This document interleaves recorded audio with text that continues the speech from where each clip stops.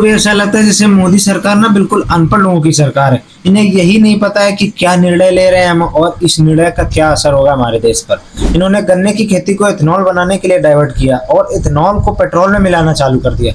बोले इससे पेट्रोल बचेगा और पेट्रोल बचेगा तो फॉरेन एक्सचेंज बचेगी, विदेशी मुद्रा बचेगी जो हम विदेश से तेल आयात निर्यात के लिए खर्च करते हैं। अब जब गन्ने की खेती का इन्होंने इथेनॉल बनाने के लिए डाइवर्ट किया, गन्ने की कमी हो गई, चीनी को कमी हो गई देश में। और अब चीनी पिछले 17 दिन से 20 रुपए प्रति किलो के पर बढ़ गए हैं, क्योंकि देश को चीनी की इतनी किल्लत हो गई कि 17 दिन पहले चीनी की कीमत थी 46 रुपए और अब 65 रुपए किलो चीनी हो गई। हमारा देश चीनी एक्सपोर्ट किया करता था, लेकिन हमारा देश अब चीनी इंपोर्ट करने की प्लानिंग कर रहा है। बोले कि तेल की जो ऊपर की जो फॉरेन एक्सचेंज जाता था उसको बचत करने के लिए इथेनॉल बनाया और अब फॉरेन एक्सचेंज को हम चीनी में इंपोर्ट करने के लिए खर्च करेंगे। एक तरफ देश को दुखी किया और इथेनॉल वाला पेट्रोल जो है उससे लोगों की गाड़ियां खराब हो रही और माइलेज खराब हो रहा है, और दूसरी तरफ लोगों को अब चीनी महंगी खरीदनी पड़ रही है।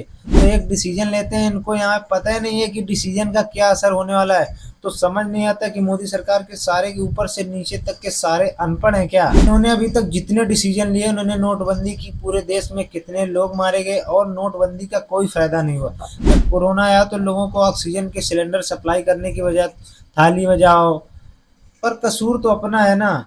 इन्होंने अनपढ़ लोगों को वोट देकर बिठा दिया जिनका कोई अकल नहीं है, लेकिन किसी भी काम का चलाना